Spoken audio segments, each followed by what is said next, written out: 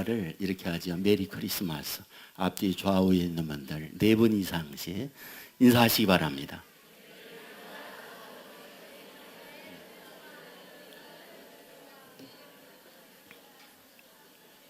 네, 우리 이렇게 인사도 하고 우리 그동안에 방영신 전도사님하고 우리 찬양하는 서전도사님이 새로운 사역을 위해서 사임을 하게 됐어요. 사임 인사를 이 시간에 하겠습니다.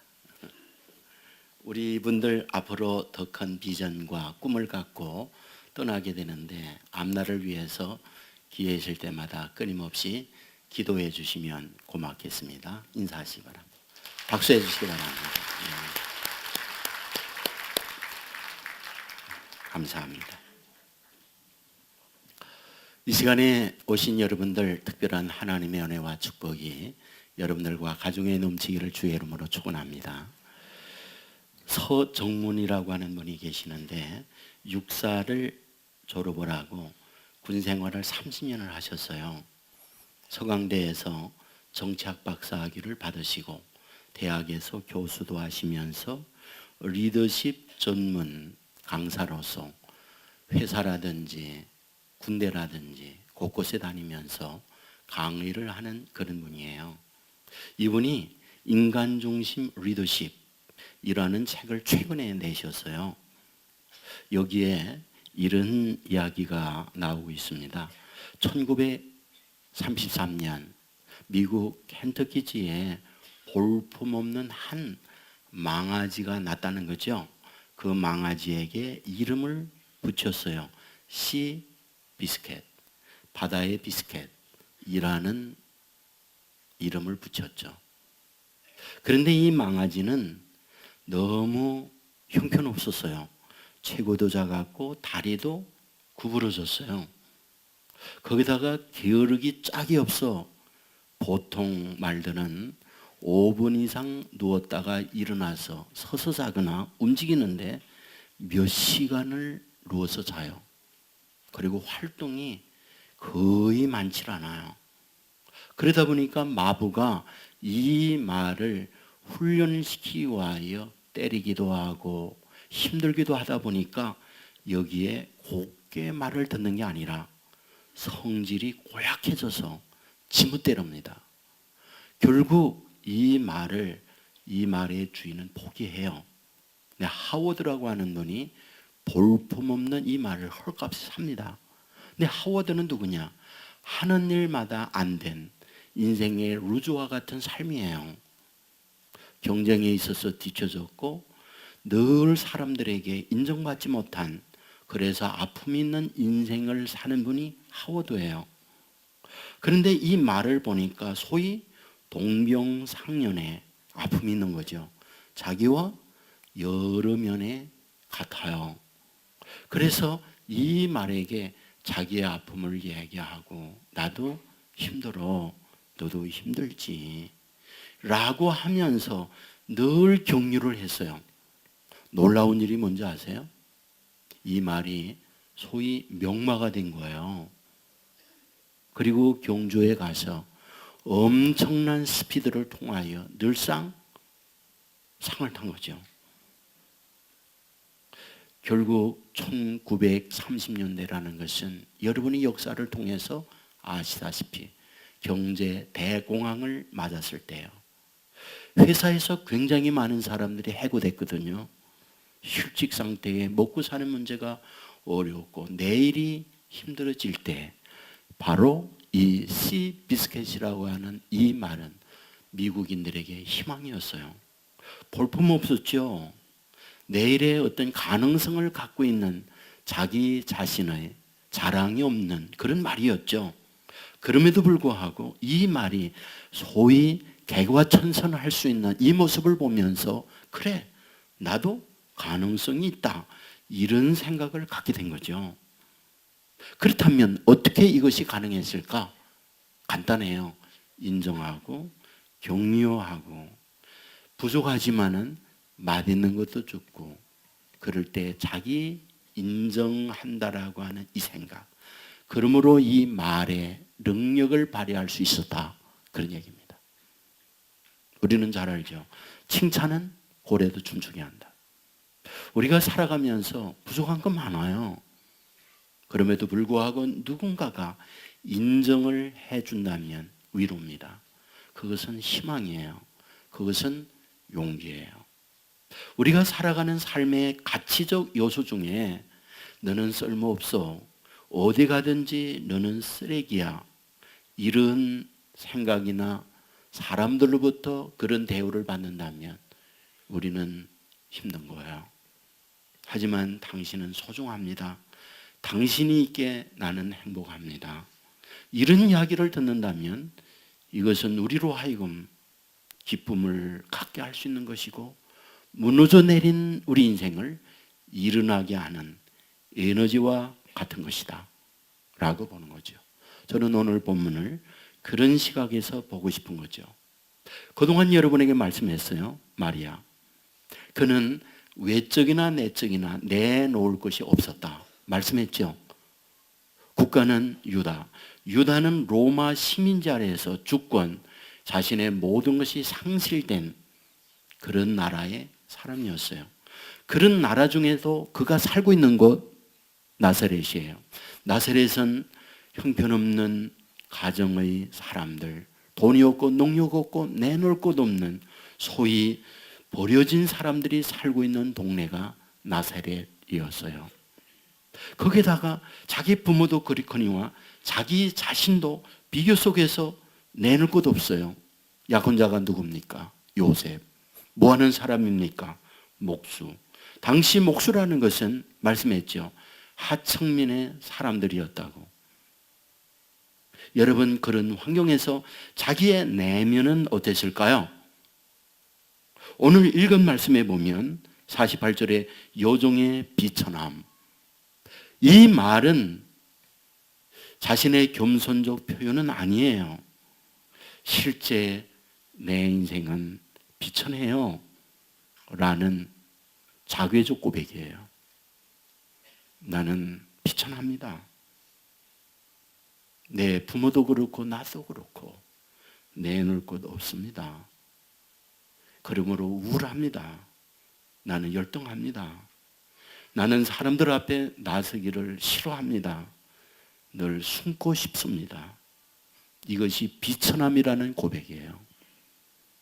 여러분, 그런데 우리가 이러한 마리아를 향하여 읽은 말씀 중에 가장 많이 마리아에게 표현하고 있는 말씀 무엇인지 아세요?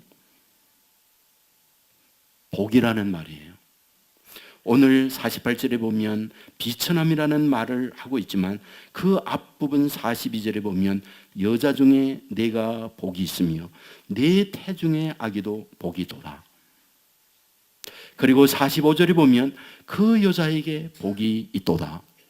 48절에 보면 나는 복이 있도다. 이렇게 말하고 있습니다. 자, 여기서 우리가 보여주는 게 뭡니까? 하나님께서 가브리엘을 통하여 마리아에게 하는 말씀, 복이 있다라는 말씀을 하고 있는 거예요. 여러분, 여기서 우리가 뭘 발견하게 됩니까? 일반적으로 복이라고 하는 것은 로또를 샀는데 당첨이 됐다. 그러면 복 받았다. 사람들은 그래요. 이번에 스페인에 한 동네가 로또 당첨에 대해서 집집마다 5억씩 받았다는 얘기 들었죠. 주님만 생각하니까 그런 거 모르는군요. 이번에 그 보도가 있었어요. 동네가 거의 2,000 가정이 전부 5억씩 받는 로또를 받은 거예요. 부평에 이런 게 터지면 우리 다 복 받았다고 말할 수 있는데,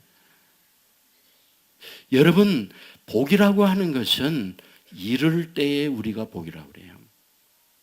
사회적 신분도 바닥에 있다가 개과천선해서 어떤 높은 자리에 승전했다든지 아니면 벼슬을 얻었다든지 그럴 때에 대박이다, 복 받았다, 이러한 이야기를 하는 거예요. 그런데 마리아에게 있어서 복이라고 할 때 과연 그런 복을 받고 있느냐라는 거잖아요. 근데 사실은 그런 복은 전혀 보이지 않습니다. 어떤 큰 수입을 얻었다든지 아니면 그 집안에 친정이나 결혼하고자 하는 시댁에 사회적 신분의 격상이 돼서 예루살렘의 어떤 관직으로 집안이 갔다든지 이런 부분은 전혀 없어요. 단 하나, 그냥 가브리엘이 찾아와서 말씀하고 있는 것 외에 아무것도 없다는 거예요. 여러분 성경에 보면 마리아가 처음 등장을 할 때 어디라고 보십니까? 누가복음 1장 27절에 보면 다윗의 자손 요셉이라 하는 사람과 약혼한 처녀에게 이르니 그 처녀의 이름은 마리아라. 이때 마리아가 처음으로 등장해요.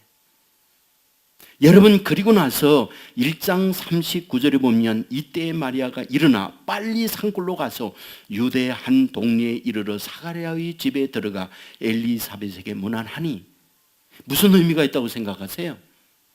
저는 앞부분에서 마리아의 자신의 상황적 부분을 말씀했어요. 자신의 환경, 집안, 그리고 살고 있는 동네 이런 것들을 볼 때에 자신은 열등했고 사람들과 만나고 싶지 않은 형편이에요. 그런데 그는 지금 일어나서 누구에게? 산골로 가고 있다. 무슨 얘기입니까? 집안에 있는 것을 일으켰어요. 그리고 밖에 나가게 했어요. 산골로 엘리사벳을 찾도록 만들고 있어요. 움직이게 만들고 있다. 남들과 만나고 싶지 않는, 숨어 지내고 싶은 이 마리아로 하여금 움직이게 만들고 있다. 그런 얘기예요. 그러면 그로 하여금 일어나게 만들고 움직이게 만든 원동력, 에너지 뭐냐? 그게 바로 말씀이었다. 그런 얘기죠. 그러면 가브리엘 천사를 통하여 마리아에게 무슨 말씀을 하고 있습니까? 1장 31절에 보면 보라, 내가 잉태하여 아들을 낳으리니 그 이름을 예수라 하라. 그리고 난 이후 마리아가 말을 합니다. 나는 남자를 알지 못하는데 어찌 이 일이 있으리까?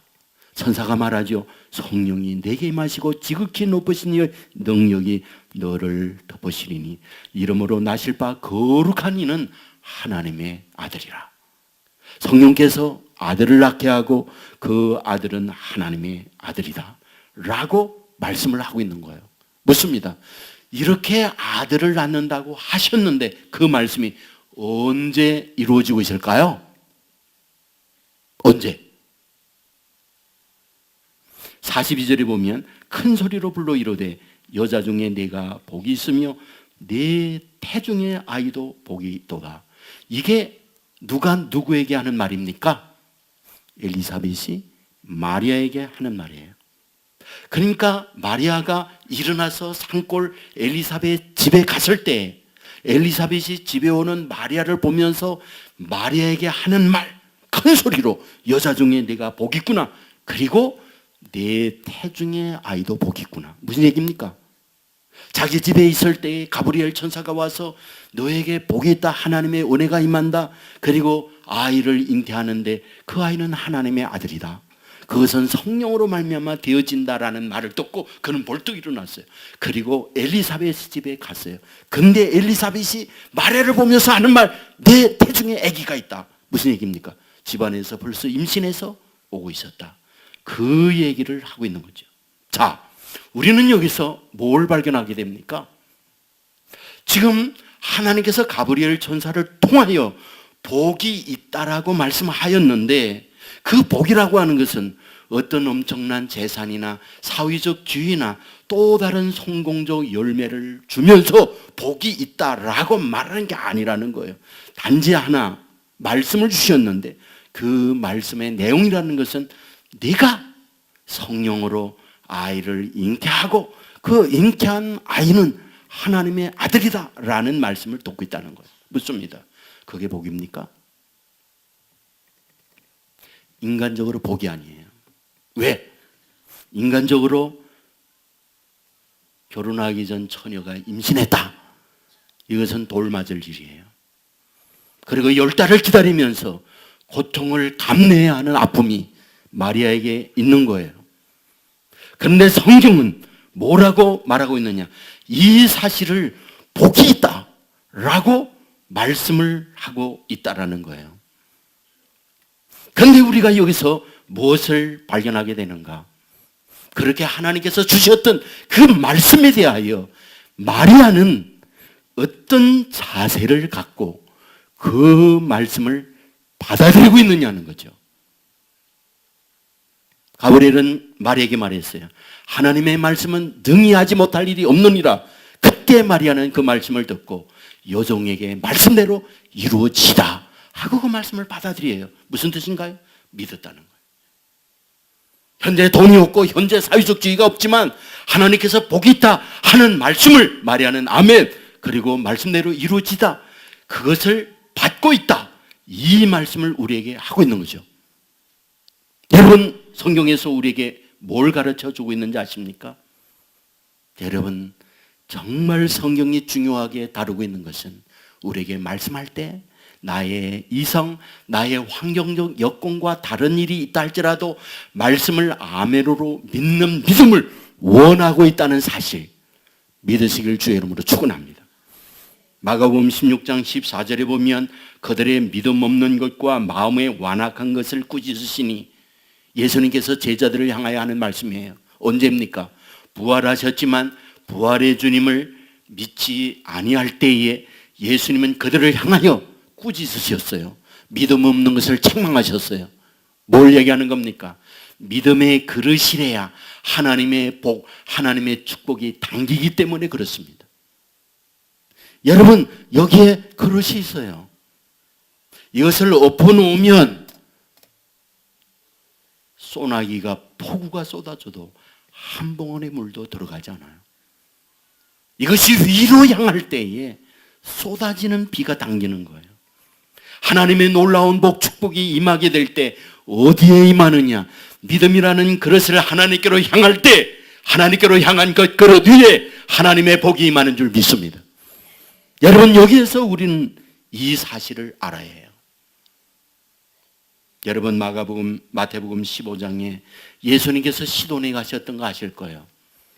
가나안 여인이 예수님이 오신 것을 보면서 소리쳤어요. 다윗의 자손이여, 나를 불쌍히 여기소서, 내 딸이 흉악하게 귀신 들렸나이다. 여러분, 어머니에게 딸은 자랑이요 자기의 분신입니다. 그 딸을 곱게 커서 자기와 다른 자기의 인생을 만들어 가고 싶은 것이 어머니가 딸을 향한 마음이에요. 그런데 그 딸이 어떠하다? 흉악한 귀신이 들렸다는 거죠. 얼마나 아픈가요? 얼마나 괴로운가요? 모든 노력을 기울이면서 딸의 병을 고치기 위하여 노력했지만 허사였어요. 그런데 마침 전능한 주님이 그곳에 왔다는 이야기를 듣고 가서 외쳤어요. 다윗의 자손이여, 불쌍히 여겨주세요. 내 딸이 흉악한 귀신이 들렸습니다. 그러면 사랑 많은 주님이 가던 길을 멈추고, 그래, 내가 내 딸을 고쳐줄게, 그래야 되는 게 아닌가요? 성경은 그러지 않았어요. 침묵하셨어요. 그러자 제자들이 예수님께 얘기합니다. 저 여자가 소리를 지르고 선생님을 찾습니다. 그때에 그래? 가자라고 해야 되잖아요. 그런데 주님은 그러지 않았어요. 성경을 보면 나는 이스라엘 집에 잃어버린 양 외에 다른 데로 보냄을 받지 않았다. 한마디로 저 여자는 이스라엘에 잃어버린 여인이 아니야, 이방이야 하고 거부한 거죠. 그때에 이 여자가 예수님 앞에 무릎을 꿇고 절하면서 이야기해요. 주여, 도와주세요. 주여, 불쌍히 여겨주세요. 그러면 이때쯤 되면 그래, 알았다, 그래야 되잖아요. 비수를 꽂는 말씀을 하셨어요. 자녀의 떡을 취하여 개들에게 던짐이 마땅치 않다. 너는 개와 같은 존재야. 그러므로 자녀의 떡을 너에게 줄 수 없어. 이런 비수 꽂는 말을 해요. 여러분, 이 정도 되면 그래, 관둬 죽고 말지, 그럴 수 있잖아요. 그런데 이 여자는 그러지 않았어요. 주여 올소이다마는 개들도 제 주인의 상에서 떨어지는 부스러기를 먹나이다. 이렇게 엎드렸어요. 그때 주님이 여인에게 한 말 잘 알죠. 여자여, 복이 있도다. 내 믿음이 크다. 내 믿음대로 될지어다. 아이의 귀신을 쫓아내고 하나님의 복을 줍니다. 그렇다면 왜 주님은 그랬을까? 주님이 이와 같은 과정을 끌어가는 이유가 뭘까? 단 하나죠. 믿음을 보는 거예요. 믿음. 그 믿음 위에 하나님의 은혜가 담기니까. 성경은 말합니다. 믿음이 없이는 하나님을 기쁘시게 못한다. 의인은 믿음으로 산다. 히브리서 11장에 보면 많은 이름들이 나와요. 에녹, 노아, 아브라함, 라합, 여호수아, 수많은 이름들이 등장합니다. 누굽니까? 거기서는 말하려고 하는 성령의 의도가 뭡니까? 믿음이었죠. 믿음의 사람들이다, 이 사람들이. 그리고 그들을 소개하고 있는 것을 보게 되지 않습니까? 맞습니다. 오늘도 이 자리에 참여한 저와 여러분 위에 하나님의 놀라운 은혜의 축복을 내려주기를 원하고 있는 줄 믿습니다. 복 주기를 원하고 있는 줄 믿습니다. 그런데 그 은혜와 복은 누구에게? 믿음의 그릇을 준비한 분들에게 허락해 주시는 줄 믿습니다. 제가 이번 주간에 국민일보 기사를 읽으면서 굉장히 은혜를 받은 게 있어요. 국민일보보다도 그 하나님의 여행자라고 하는 책을 읽으면서 제가 많은 은혜를 받았어요. 브렌트빌 목사님이 쓴 건데, 이 목사님은 퀘이크 교회 목사님이에요. 퀘이크 그러면은 우리는 잘 모르잖아요. 근데 미국에는 아주 경건한 종파 가운데의 하나입니다. 근데 이분들이 캐치프레이드로 주장하는 게 있어요. 성령 하나님보다 앞서지 마라. 인생의 모든 삶은 성령을 나침판하여 삶의 방향을 정하고 살라. 이것을 이분들 신앙 안에서, 종파 안에서 그렇게 강조하고 주장합니다. 이분들은 굉장히 하나님의 뜻, 하나님의 인도를 받는 경건한 종파 가운데의 하나입니다. 근데 이분이 쓴 하나님의 여행자라고 하는 책에서 이런 얘기예요. 오원이라는 사람과 존이라는 사람을 등장시켜요. 한 동네에서 같이 큽니다. 문제는 오원은 인간적으로 볼 때에 핸디캡이 많아요. 키도 작죠. 얼굴이 피부가 이상하죠. 생긴 것도 보통의 사람과 좀 달라서 사람들이 보기를 꺼려해요. 거기다가 목소리까지 짐승 목소리와 같은 소리를 내요. 그러니까 사람들이 오원에 대하여 늘 멀리합니다.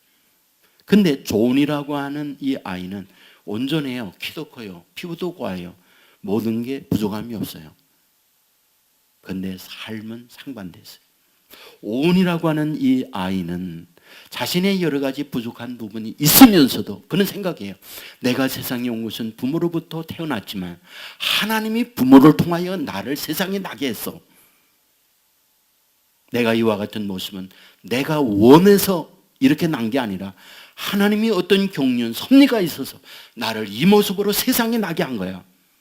분명 하나님은 나를 향한 계획이 있어. 그리고 하나님에 대한 믿음을 가지고 하나님을 생각하면서 힘들고 어렵지만 하나님께 의지하고 내 마음에 들지 않는 일이 있을 때 하나님께 기도하면서 인생을 살았어요. 그런데 존은 늘 삶의 비교 속에서 원망하고 일이 되지 않을 때 짜증을 부리며 분노와 화 속에서 인생을 살았어요. 마지막 결론입니다. 오은은 성자의 모습으로 그 인생을 잘 되는 삶을 살았어요.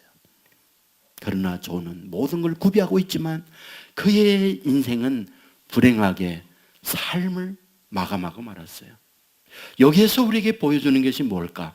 그게 바로 믿음이에요. 하나님을 향한 믿음을 가진 사람과 믿지 않고 내 생각, 내 환경, 내 가치에 의해서 사는 사람이 어떻게 다른가 하는 것을 보여주고 있는 말씀이잖아요. 여러분, 마리아는 자신의 주어져 있는 집안, 주어져 있는 환경, 그리고 자기 안에 일어나는 자괴적 열등 수없이 많았어요. 그런데 가브리엘 천사를 통하여 하나님께서 말씀을 주신 거예요. 그런데 그 말씀을 들었을 때 그가 한 것은 무엇입니까? 그 한 것. 여러분들, 가브리엘 천사가 이런 말씀을 주면서 한 게 있어요. 대저 하나님의 모든 말씀은 능히 하지 못하심이 없느니라. 이 말을 들었던 마리아는 말합니다. 주의 여종이오니 말씀대로 내게 이루어지이다. 말씀대로 내게 이루어지이다. 그 말씀을 받게 되었을 때 그는 일어날 수 있었어요. 어쩌면 방전된 배터리에 방전하는 것과 같고 기름이 떨어진 자동차 엔진에 기름을 붓는 것과 같아서 다시 일어나는 힘이 바로 마리아에게 있었던 거죠. 그리하여 집안에 있던 그 열등한 그 하나님의 말씀으로 일어나면서 힘있는 미래를 향하여 나가고 말씀대로 되는 복을 바로 이 마리아에게 허락해 주셨다는 사실 믿으시기를 주의 이름으로 축원합니다. 그 양병길이라는 목사님이 그 지난주 국민일보에 실려 있었어요. 읽은 분들이 있으리라고 보는데 전북 진안이 이분의 고향입니다. 그런데 자기는 불청객으로 태어난 거예요. 왜?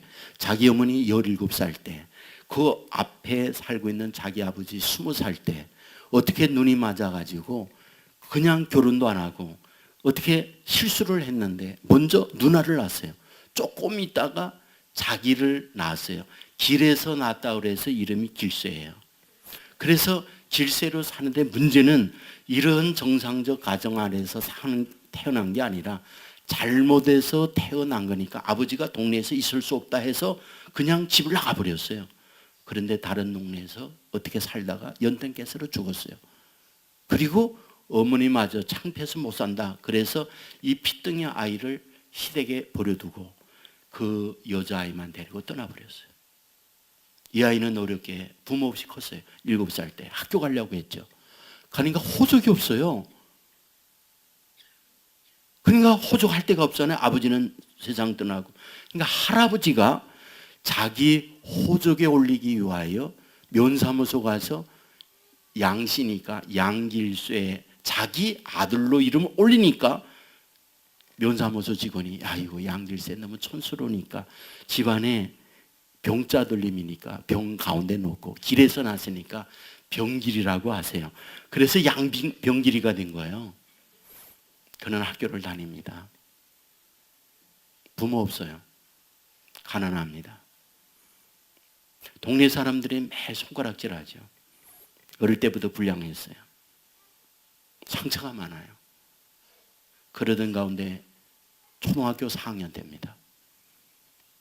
자기 외가댁에 같은 동네니까 엄마 처음으로 외할아버지 길에 온다는 이야기를 들은 거예요. 생전 처음으로 엄마를 보는 날이에요. 살면서 그렇게 엄마를 보고 싶었어요. 그리고 한 번 엄마라고 부르고 싶은 마음으로 가득 찬 그는 처음으로 엄마라는 분을 보았어요.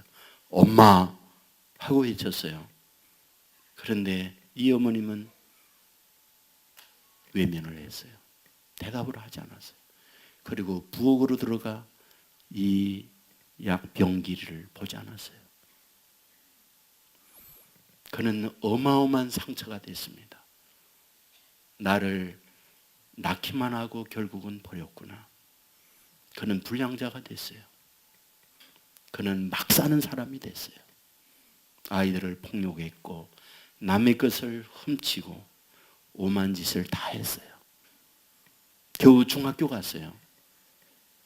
자진해서 씨름부에 들어갑니다. 씨름부에 있는 형들과 함께해서 오고 가는 애들을 때리고 돈을 빼앗고 경찰서에 수없이 드나들고 그러면서 그는 어린 시절을 컸어요. 그러던 어느 날 성탄절에 그는 교회를 가게 된 거예요. 그런데 자기는 한 번도 누구에게 인정을 받지 못했던 거였는데 갔더니 하나님이 자기를 사랑해 준다고 하는 얘기를 들은 거예요. 하나님이 너를 사랑한다. 자기는 누구도 사랑해 주지 않았거든요. 자기는 있어서는 안 될 아이였거든요. 누구도 자기에 대하여 고마워하는 아이는 하나도 없었거든요. 어른들도 없었고요. 그런데 교회 갔더니 하나님은 너를 사랑한다. 그런데 마침 동방박사 연극을 하는데 동방박사가 3사람이잖아요. 근데 전도사님이 너 4번째 동방박사 하거라. 옆에 세워줬다는 거예요. 그냥 왔으니까. 그냥 세워준 거예요. 이 아이는 거기에 엄청난 감격을 받은 거예요. 왜? 누구도 자기를 인정해 주는 사람이 없었으니까. 그런데 교회에서 자기를 인정해 준 거예요. 영국의 4번째 동방 박사로 자기를 세워준 거예요. 그는 여기에서 감동을 받습니다. 교회가 나를 인정해 주다니, 하나님이 나를 받아주다니. 그는 그때부터 교회에 출석을 하기 시작했어요. 결론은 고등학교를 겨우 졸업을 하고 신학대학을 갔어요. 그리고 목사가 됐어요. 40이 됐습니다. 불량한 누구도 없는 인생을 그는 살아왔어요. 그런데 서울 서대문에 있는 성천교회, 50년이 된 교회예요. 수백 명이 모이는 교회예요. 그 교회에서 이 목사님을 담임 목사님으로 모신 거예요. 그리고 담임 목사님으로 그 교회에 바로 이 양병길 이분이 취임을 하게 된 거예요. 그 기사가 실린 거예요. 저는 그 기사를 읽으면서 이런 생각이 드는 거죠. 그렇구나. 너를 사랑한다고 하는 하나님의 음성, 말씀이 이 목사님으로 하여금 새로운 인생을 살게 만들었구나. 주저앉아 있는 인생이지만 그로 하여금 일어나게 만들었고 목사가 되도록 만들어 주었구나. 여러분, 성경을 보면 우리 주님께서 세상에 오실 때 어떤 모습으로 온다고 말씀하고 있나요?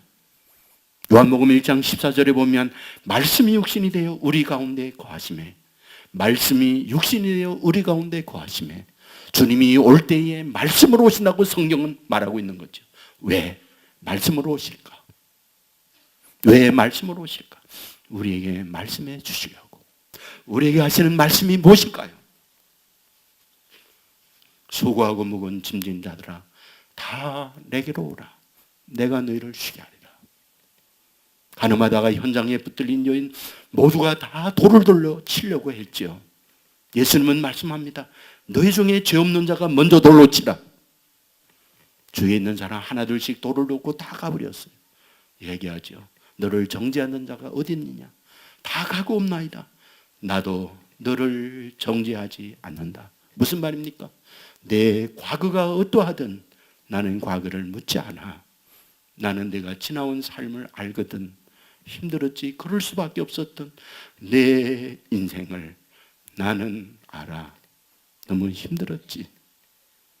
나는 너를 알아. 내가 과거에 어떤 흔적을 가졌든 나는 개의치 않아. 나는 너를 사랑하거든. 내가 너와 함께 할게. 내가 너와 동행해 줄게.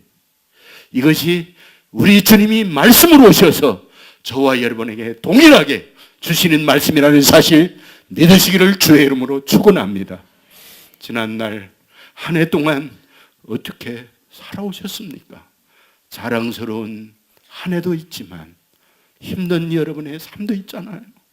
아픔도 있잖아요. 지우고 싶은 여러분의 흔적도 있잖아요. 주님은 말씀해요.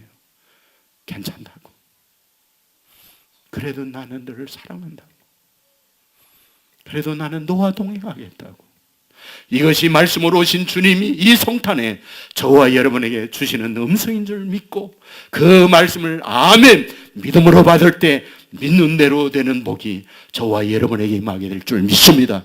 이 믿음을 통하여 이 연애 저와 여러분 가운데 저와 여러분 앞날에 말씀대로 되는 복이 임하기를 주의 이름으로 축원합니다.